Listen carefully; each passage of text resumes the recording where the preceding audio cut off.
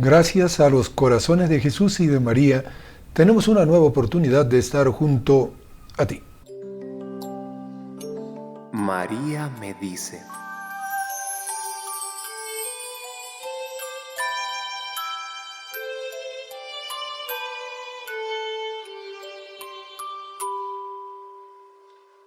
En el hogar de Santa María se vive la obra que Dios pide al hombre.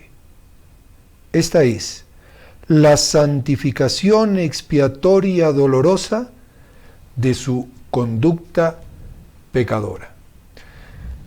Y vamos a analizar un poquitito si nosotros en nuestra sociedad vivimos eso que Dios nos pide y que vivió Santa María, San José, el niño Jesús, en el hogar de Nazaret. Un saludo cordial a todos los amigos que nos siguen a través de los distintos medios, a través de los 1180, de los 590 y de los 720 de amplitud modulada en la ciudad de Lima, la ciudad de Arequipa y la ciudad de Cusco. También saludamos a los amigos que nos ven a través del canal 27 UHF señal abierta, tanto en la ciudad imperial como en la ciudad blanca.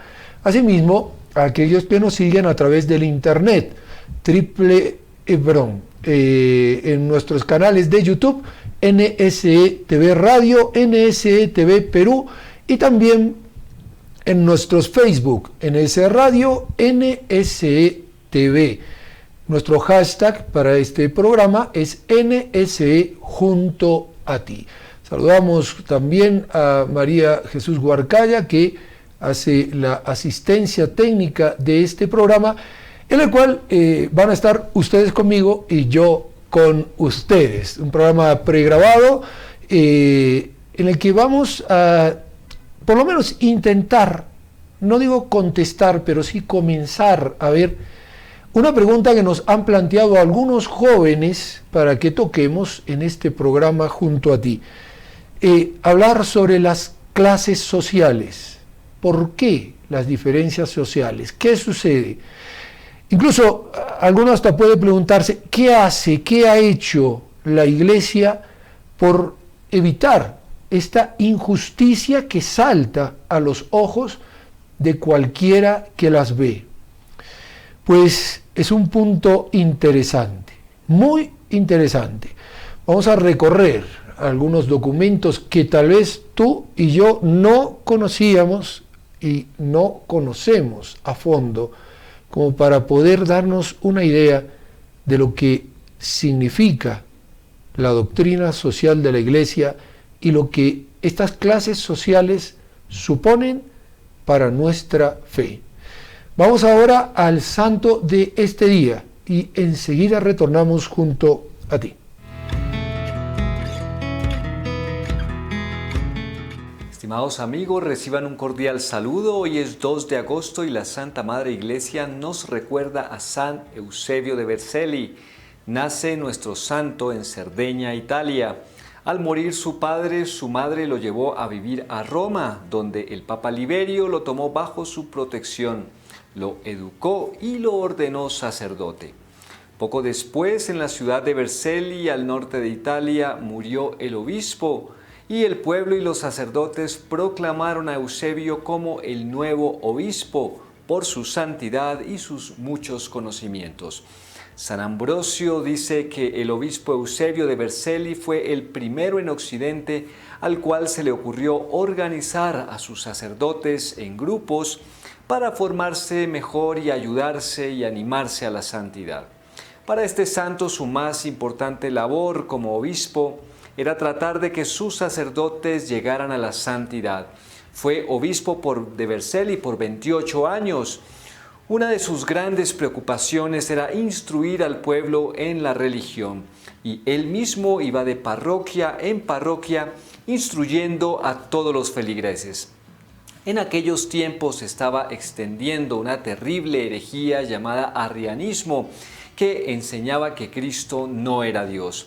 Los más grandes santos de la época se opusieron a tan tremendo error, pero el jefe de gobierno llamado Constancio la apoyaba. Hicieron entonces una reunión de obispos en Milán para discutir el asunto, pero Eusebio, al darse cuenta de que el ejército del emperador iba a obligarlos a decir lo que él no aceptaba, no quiso asistir. Constancio le ordenó que se hiciera presente y el santo le avisó que iría, pero que no aceptaría firmar ningún error. Y así lo hizo. A pesar de que el hereje emperador lo amenazó con la muerte, él no quiso aceptar el que Jesucristo no fuera Dios y por esto fue desterrado. Fue llevado encadenado hasta Palestina y encerrado en un cuartucho miserable. Los herejes lo arrastraron por las calles y lo insultaron, pero él seguía proclamando que Jesucristo era Dios. En una carta suya cuenta los espantosos sufrimientos que tuvo que padecer por permanecer fiel a su santa religión y expresa su deseo de poder morir sufriendo por el reino de Dios. Al morir Constancio, su sucesor decretó la libertad de Eusebio y éste pudo volver a su amada diócesis de Vercelli. San Jerónimo dice que toda la ciudad sintió enorme alegría por su llegada y que su vuelta fue como el término de un tiempo de luto y de dolor. El resto de su vida lo empleó junto con grandes santos como San Atanasio y San Hilario en atacar y acabar la herejía de los arrianos y en propagar por todas partes la santa religión. Muere nuestro santo el 1 de agosto de 371, la Iglesia lo considera mártir, no porque haya muerto martirizado, sino porque en sus tiempos de prisión tuvo que soportar sufrimientos tremendos y horrorosos y los supo sobrellevar con gran valentía. Él repetía: puedo equivocarme en muchas cosas, pero jamás quiero dejar de pertenecer a la verdadera y auténtica religión. Aquí tenemos, queridos amigos, nuestro santo para el día de hoy.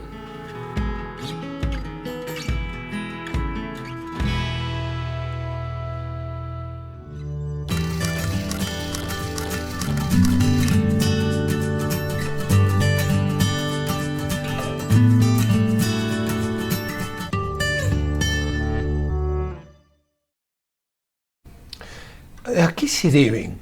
¿A qué se deben las diferencias sociales? ¿Quiere Dios las diferencias, las distintas clases sociales?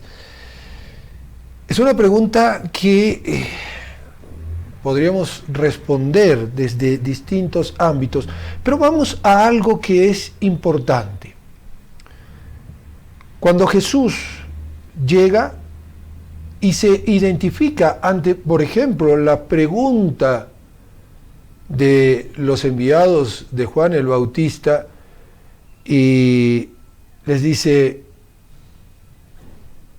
dicen, Señor, Juan nos manda a preguntar si eres tú o tenemos que esperar a otro. Y Jesús comienza a actuar, curar enfermos, ayudar a la gente necesitada, y cuando termina de actuar le dice: vayan y díganle a Juan, los ciegos ven, los mudos hablan, los paralíticos caminan, y el reino de los cielos es anunciado a los pobres. Cuando da ese resumen de sus verdades, de las verdades evangélicas en el Sermón de la Montaña, y nos regala las 8 bienaventuranzas, por cierto, un tema que el Papa Francisco ha dicho: si quieres saber lo que es ser cristiano, pues detente en el Sermón de las bienaventuranzas, nos dice: y bienaventurados los pobres en el espíritu, porque de ellos es el reino de los cielos. Y dirá o expresará esta bienaventuranza San Lucas un poco distinto que San Mateo, y dirá: bienaventurados los pobres.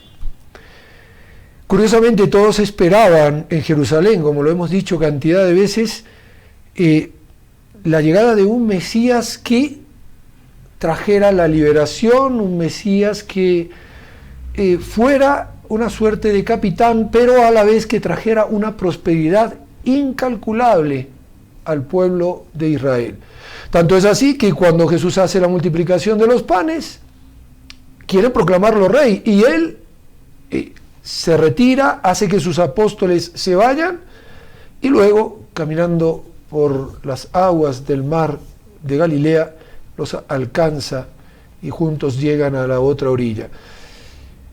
Luego, la parte temporal no, podríamos decir, no es un fundamento dentro de la doctrina de Jesús, pero sí las obras de caridad, sí las obras de misericordia. Por ejemplo, nos dirá en el capítulo 25 de San Mateo, cuando venga el rey y venga a juzgar, pues se sentará en su trono el Hijo del Hombre y apartará las cabras de las ovejas. Y les dirá: venid benditos de mi Padre, tuve hambre, me diste de comer, tuve sed, me diste de beber, etcétera, etcétera, etcétera. Las obras de caridad, las obras de misericordia que conocemos, misericordia material. El mismo San Pablo, cuando escribe a uno de sus hijos espirituales pidiéndole por Onésimo, que era un esclavo suyo, le dice: mira, te lo devuelvo, pero ya no te lo devuelvo como esclavo, sino como hermano en la fe. Y es aquí donde está el punto crucial. Dios pone la solución para que no haya diferencias sociales en el amor, pero somos los hombres los que, viviendo el egoísmo, nos, dividimos en estas clases sociales que muchas veces generan tanto daño y crean una desigualdad que no solamente es vergonzosa, sino que es ofensiva para la dignidad humana. Por eso ya desde el año 1891, el Papa León XIII nos hablaba un 15 de mayo, una fecha que será clave en la historia de la Iglesia y de las encíclicas, que son, en definitiva, documentos magisteriales. Es una carta circular que el Papa dirige a los obispos, también a los presbíteros, a los diáconos, a los fieles en general. Incluso en las últimas encíclicas se habla también de los hombres de buena voluntad, en muchas de ellas, señalando principios, normas morales para buscar soluciones a cuestiones que se plantean a lo largo del tiempo. Las encíclicas sociales concretamente buscan dar una luz sobre los problemas sociales. León XIII, con su encíclica Rerum Novarum, pone el puntapié inicial a las encíclicas que vamos a llamar sociales, y abre así también un abanico para manifestar cuál es la doctrina social de la Iglesia. Recordemos que estamos en esa etapa, ya podríamos decir casi final, de una revolución industrial que había generado una injusticia muy grande a nivel social, porque evidentemente las diferencias entre aquellos que eran capitalistas y aquellos que eran obreros eran vergonzosas. Existía, objetivamente hablando, una auténtica explotación del hombre por el hombre.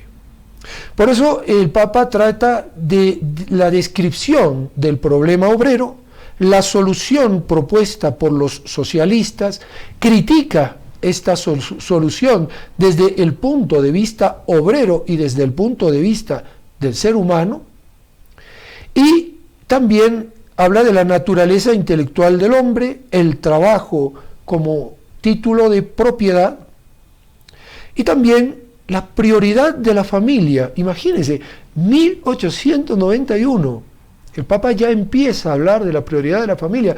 No nos olvidemos, en aquella época, y tal vez como se está viviendo hoy en muchos lugares, no estaba la jornada de 8 horas. Y hoy prácticamente en muchos sitios está desapareciendo esa jornada laboral de 8 horas. Y habla justamente de la prioridad de la familia, habla de el realismo en el planteamiento del problema, la acción de la Iglesia, el pensamiento de la vida futura, la doctrina social frente a los bienes temporales.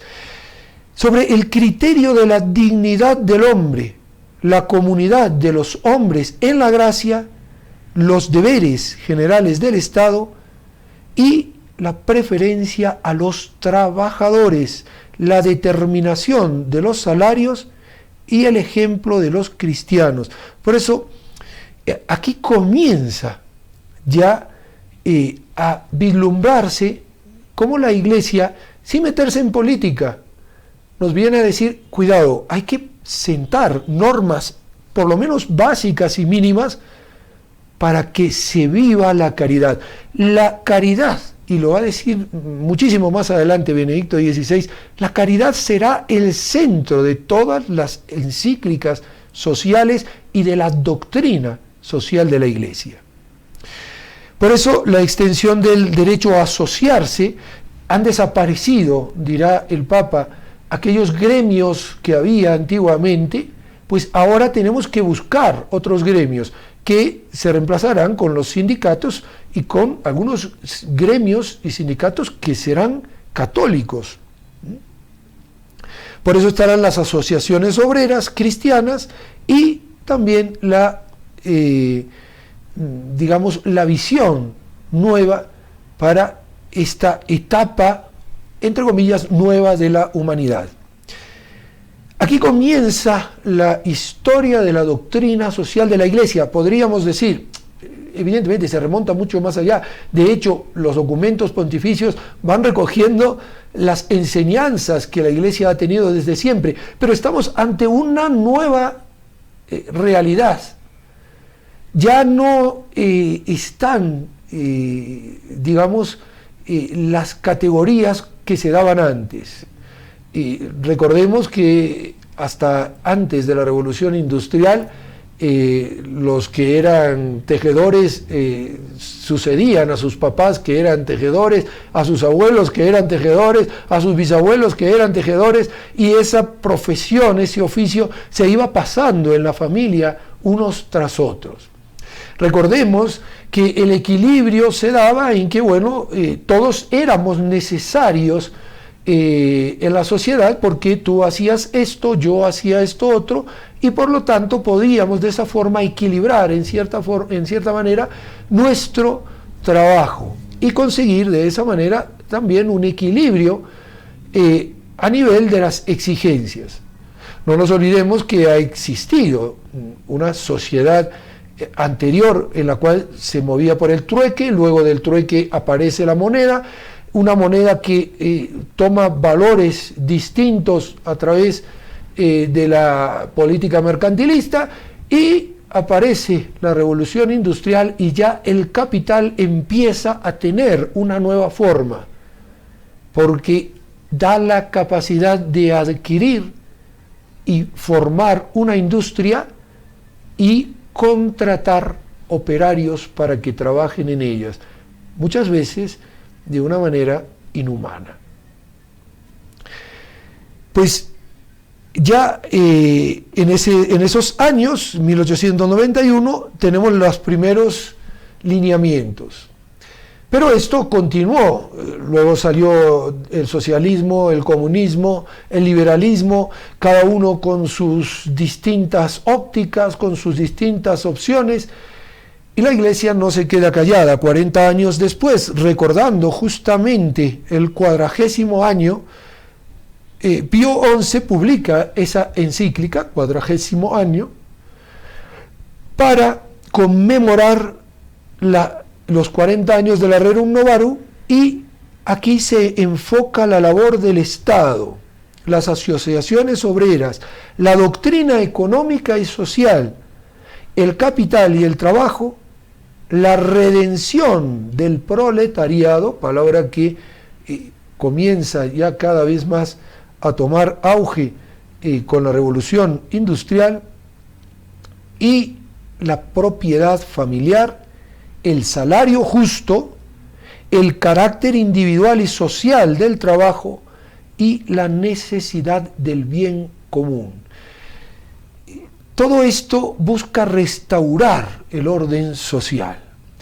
Busca que, en cierta manera, se vuelva a vivir la caridad en un ambiente completamente nuevo. Una caridad que no es, y lo dirá Benedicto XVI más adelante, no sé si nos dará tiempo a llegar hasta ese punto, pero si no, lo comentamos en otro programa, no hay problema. No es una caridad que es dar una dádiva lastimosa, una limosna, como quien dice, bueno, mira, voy a ayudarte porque me das lástima y de esa manera lavo mi conciencia, yo ya te he ayudado. No. Estamos hablando de la necesidad del bien común, de una restauración que vendrá más adelante también, propuesta incluso en la participación obrera de las ganancias de la empresa. Y uno aquí dice, pero hasta ese punto se llegó, lógico. Es que muchas veces desconocemos las realidades históricas y por lo tanto desconocemos también las posiciones que la Iglesia ha tenido a lo largo de la historia. Cuidado, la Iglesia no es una redentora económica. La Iglesia redime al hombre en lo más importante, busca que el hombre se salve.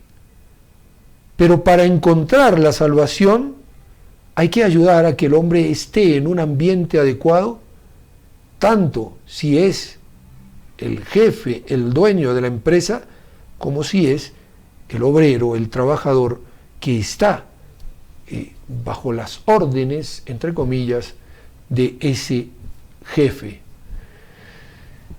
Estos son puntos que hay que analizarlos muy detenidamente. Yo les invito, leamos las encíclicas para comprender también incluso cómo ha ido evolucionando la doctrina social de la Iglesia a medida que aparecían nuevos factores y nuevos indicios dentro de la vida social. Porque evidentemente con estas revoluciones y con estos tiempos se fue cambiando la estructura de la Iglesia, la estructura de la sociedad. Y por lo tanto la Iglesia tenía que ir no cambiando su doctrina, sino diciendo, ahora, en estas circunstancias, la doctrina tiene que vivirse de esta manera. La Iglesia no cambia, la doctrina no cambia, pero la manera de enfocar nuestra doctrina puede variar de acuerdo a los tiempos, porque lo que antes era dable, hoy de repente ya no lo es. Después damos un salto gigantesco.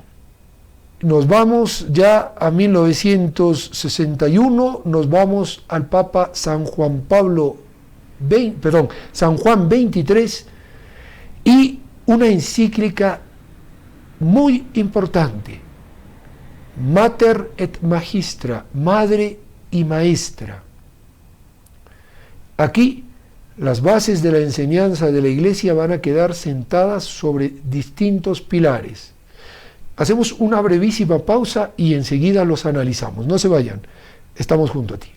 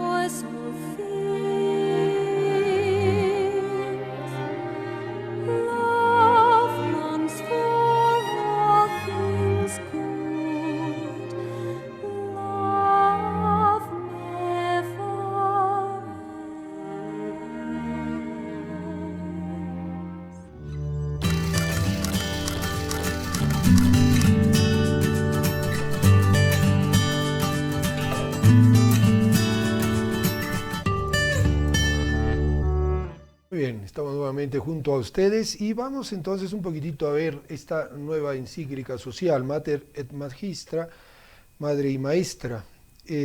Justamente son siempre en las encíclicas las palabras iniciales, o sea, las palabras con las que inicia la encíclica, las que le dan el nombre. Madre y Maestra, la Iglesia plantea claramente que, etcétera, etcétera, ¿no? Pues muy bien, esta encíclica, que es para conmemorar los 70 años de la Rerum Novarum, es dedicada a los campesinos, los hombres del campo, que se unen a la naturaleza para producir la alimentación y materias primas para la humanidad. Y dirá dentro de la encíclica, indudablemente, que son muchos, y esto es algo que ha sucedido y sigue sucediendo, lo vemos hoy en nuestros campesinos, por ejemplo aquí en el altiplano andino, son muchos los campesinos que abandonan el campo para dirigirse a poblaciones mayores e incluso centros urbanos. Este éxodo rural, por verificarse en casi todos los países, dirá el Papa, esto lo escribe en 1961, cuando ya era una realidad consumada en muchos lugares, incluso muchos de ellos después de las guerras mundiales habían emigrado hacia América y hacia otros lugares, en casi todos los países, y adquiere a veces proporciones multitudinarias. Esto crea problemas de difícil solución, por lo que todo al nivel, sobre todo, al nivel de la vida digna de los ciudadanos. El hombre que trabaja en el campo, dirá también, no solo necesita de tierra, sino de otras ayudas. Recordemos que en muchos países se habían implantado, por ejemplo, las reformas agrarias. La tuvimos un poquito posterior aquí también en el Perú. Pero no es solamente decir, ahora las tierras son de ustedes, sino que hay otras ayudas para poder soportar las inclemencias del tiempo, mantener la paciencia para sembrar, para deshiervar, para abonar, esperar el crecimiento y el desarrollo de las flores y los frutos, además de poder colocar y vender sus productos. En primer lugar, dirá el Papa, es necesario que todos, y de modo especial las autoridades públicas, procuren con eficacia que en el campo se adquieran el conveniente grado de desarrollo los servicios públicos más fundamentales, como por ejemplo, y comienza a decir, pues camiones, transportes, caminos, comunicaciones, agua potable, vivienda, asistencia médica, farmacéutica, enseñanza elemental, enseñanza técnica profesional. Es decir, va dando una serie de luces para indicar hacia dónde tiene que ir el desarrollo que está a cargo del Estado. La Iglesia luego, después, sobre todo del Concilio Vaticano II, a través de distintas órdenes o distintas obras, comenzará a suplir esta labor social que el Estado no ha hecho en muchos lugares y que sí comienzan a hacer estas obras que son obras eclesiales. Pues todo el conjunto de productos todo el conjunto de productos que permitan al hogar del agricultor estar acondicionado y funcionar de acuerdo con los programas de la época moderna. Juan XXIII expuso también el desarrollo gradual y armónico de todo el sistema económico, la necesidad de una adecuada política económica agraria que implica la imposición fiscal, capitales a bajos intereses, seguros sociales, seguridad social para los campesinos, tutela de los precios, cómo completar los ingresos de la familia agraria y la reforma de la empresa agrícola. Los autores principales del desarrollo económico y de la elevación cultural y del progreso social del campo deben ser los mismos interesados, es decir, los propios agricultores. Estos deben poseer una conciencia clara y profunda de la nobleza de su profesión. Y este es un punto importante, porque en muchos países se daba y se da un poco el menosprecio de la labor agraria, y no nos damos cuenta de que es el inicio de la industria. La materia prima, en muchos casos, surge en el campo. Bien, en otros lugares o en otros casos o en otros tipos de industrias surgirá a través de la industria petrolera, en otros a través de la minera, pero en gran parte y en una medida muy grande el desarrollo del campo es algo fundamental. Y cuidado en nuestra sociedad tecnologizada, porque aquí también podemos ir perdiendo el norte en muchas de estas cosas que ya han sido advertidas. Pero dando otro salto, el Papa se va a centrar en algo que parece, iba a decir hasta profético. Fíjense, los campesinos trabajan en efecto en el templo majestuoso de la creación. La creación no es un Dios, pero es el templo majestuoso en el cual puedo yo descubrir al Creador y realizan su labor generalmente entre árboles, entre animales, cuya vida inagotable en su capacidad expresiva e inflexible en sus leyes es rica en recuerdos del Dios creador y providente. Y fíjense que esto ya tiene un enfoque, en cierta manera, hoy diríamos ecológico, pero va mucho más allá. La Iglesia siempre nos invita a dar un salto, no solo solucionar la parte de injusticia social que pueda existir, que hay que hacerlo, pero también recordar y no olvidarnos que es el amor el motor que va a movernos para que esa justicia social exista. La Populorum Progressio dice, y que significa el desarrollo de los pueblos, comienza diciendo lo siguiente: el desarrollo de los pueblos, y muy especialmente el de aquellos que se esfuerzan por escapar del hambre, de la miseria, de la enfermedad, de las enfermedades endémicas, de la ignorancia, que buscan una más amplia participación en los frutos de la civilización, una valoración más activa de sus cualidades humanas, que se orientan con decisión hacia el pleno desarrollo, es observado por la Iglesia con mucha atención. Aquí estamos ya bajo el pontificado de San Pablo VI. Estamos en una de las encíclicas que podríamos decir ha tenido más fuerza. El Concilio Vaticano II ha pasado. San Pablo VI quiere poner de manifiesto cómo hay que desarrollar integralmente al ser humano. Estamos en una etapa de diferencias tal vez cada vez mayores entre los países ricos y los países pobres, que ya pasan a ser en muchos casos extremadamente pobres. Y esta diferencia ofende el amor de Dios, ofende la caridad, y el Papa va a dar algunos lineamientos para que podamos salir de esa triste realidad. Lo más triste, ¿sabe qué es? Que nunca hacemos caso completo a los papas. Esta encíclica Populorum Progressio tiene mucho que ver con nuestra familia espiritual, porque fue la que impulsó al Padre Molina a crearla, a pensar en ella, a decir: hagamos algo para hacer realidad lo que el Papa pide, y por eso se enfoca el Padre Molina al trabajo con los laicos para el desarrollo del mundo, pero implantando el Evangelio en cada una de sus estructuras. Vamos a hacer una pausa y seguimos analizando la Populorum Progressio y enseguida volvemos. Estamos junto a ti.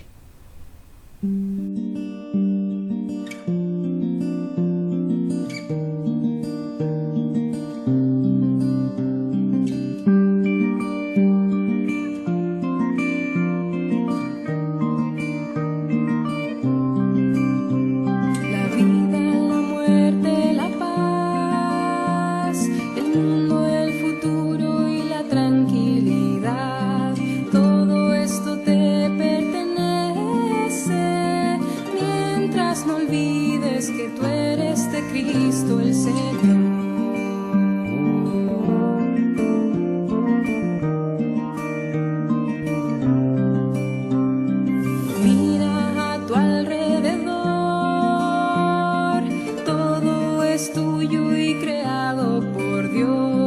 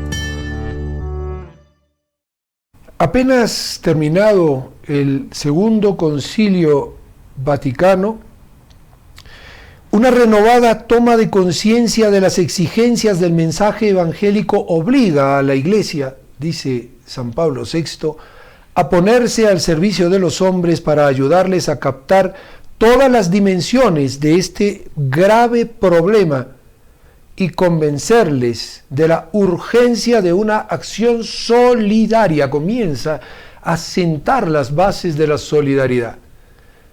No podemos esperar soluciones mágicas.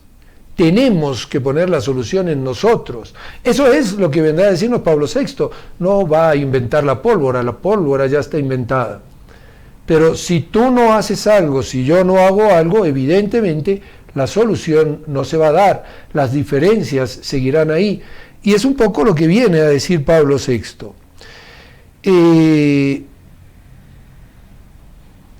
Y convencerles de la urgencia de una acción solidaria en este cambio decisivo de la historia humana. En sus grandes encíclicas, y las menciona todas, por lo menos las más importantes que hemos nombrado ya, nuestros predecesores no faltaron al deber que tenían de proyectar sobre las cuestiones sociales de su tiempo la luz del Evangelio. Es decir, el Evangelio no cambia. La historia tiene nuevas acciones, pero hay que proyectar la luz del Evangelio para comprender cómo se puede vivir hoy también ese Evangelio. Hoy el hecho más importante del que todos deben tomar conciencia, dice San Pablo VI, es el de la cuestión social, el que la cuestión social ha tomado una dimensión mundial. Juan XXIII lo afirmaba sin ambajes y el concilio se ha hecho eco de esta afirmación en su constitución pastoral sobre la Iglesia en el mundo de hoy. Esta enseñanza es grave y su aplicación urgente. Miramos las palabras. Cuando un papa dice esto es grave y es urgente, sabe el peso que tienen esas palabras que están utilizando. Es decir, si tú y yo permanecemos indiferentes, en el fondo lo que estamos haciendo es gravemente ofender al Señor, no hacer lo que debemos hacer. Los pueblos hambrientos interpelan hoy con acento dramático a los pueblos opulentos, dice el Papa. La Iglesia sufre ante esta crisis de angustia, llama a todos para que respondan con amor al llamamiento de los hermanos. Y ahora vendrá un dato muy importante. Antes de nuestra elevación al sumo pontificado, nuestros dos viajes a América Latina y al África nos pusieron ya en contacto inmediato con los lastimosos problemas que afligen a continentes llenos de vida y de esperanza. Recordemos aquellos tiempos y las grandes necesidades que había. Es hoy distinto, sí, en ciertos grados y en ciertos países la cosa puede haber cambiado un poco, pero la necesidad de muchos de nuestros hermanos está ahí presente y no cambió en gran medida. Nuestros campesinos siguen utilizando hoy la chaquitaglia. ¿Y tú y yo qué hacemos? Esto lo planteaba San Pablo VI en la década de los 60. Hoy, ¿qué es lo que estamos haciendo? 1968. ¿Hay alguna realidad que no se esté dando, aunque en una medida menor? Bien, dice luego, por último, con intención, y esto habla de la justicia y de la paz, con intención de responder al voto del concilio y de concretar la aprobación de la Santa Sede a esta grande causa de los pueblos en vía de desarrollo, recientemente hemos creído que era nuestro deber crear entre los organismos centrales de la Iglesia una comisión pontificia encargada de suscitar en todo el pueblo de Dios el pleno conocimiento de la función que los tiempos actuales piden a cada uno en orden a promover el progreso de los pueblos más pobres, de favorecer la justicia social entre las naciones, de ofrecer a los que se hallan menos desarrollados una tal ayuda que les permita proveer ellos mismos para sí mismos a su progreso. Justicia y paz es su nombre y su programa. Pues a partir de aquí la Iglesia, como decía, comienza a tomar cartas en el asunto. Comenzarán también muchas obras a surgir dentro de la Iglesia con un matiz social, no político, pero sí de desarrollo integral. El desarrollo integral que propone San Pablo VI en esta encíclica. Un desarrollo integral que no es solamente algo intelectual y material, sino que busca que el hombre se desarrolle como ser humano, alma y cuerpo.